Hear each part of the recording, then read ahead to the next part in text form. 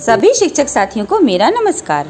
इस वीडियो में हम बात करेंगे गणित की कार्य योजना के बारे में, जिसका शिक्षण उद्देश्य है जोड़ और घटाव के आपसी संबंध पर इबारती प्रश्न हल करना।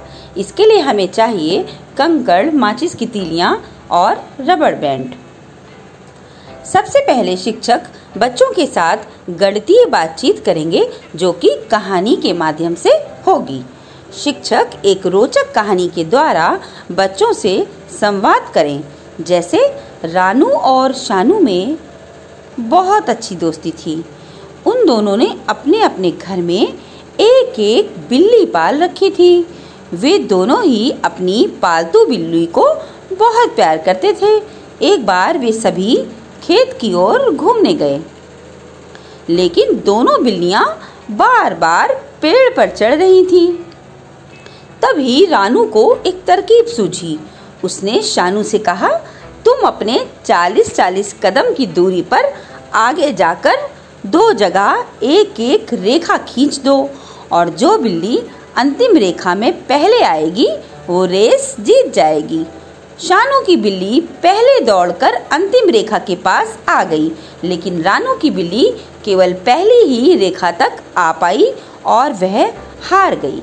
इस कहानी को सुनाने के बाद शिक्षक बच्चों से कुछ प्रश्न पूछेंगे कि शानू की बिल्ली ने कुल कितने कदम चले और रानू की बिल्ली ने शानू की बिल्ली से कितने कदम कम चले। इसके बाद बच्चों के साथ समूह में कार्य करेंगे। शिक्षक बच्चों के 2 समूह बना लें और उन्हें आवश्यक सामग्री दे दें।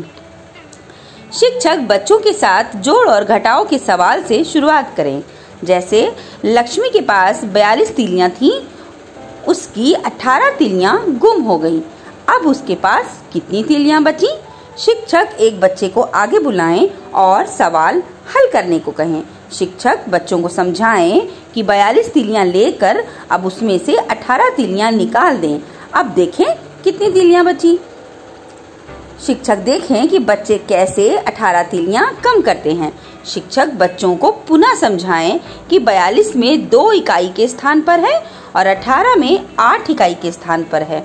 अतः 42 में से 10 का एक बंडल खोलकर इकाइयों में बदलने को कहें।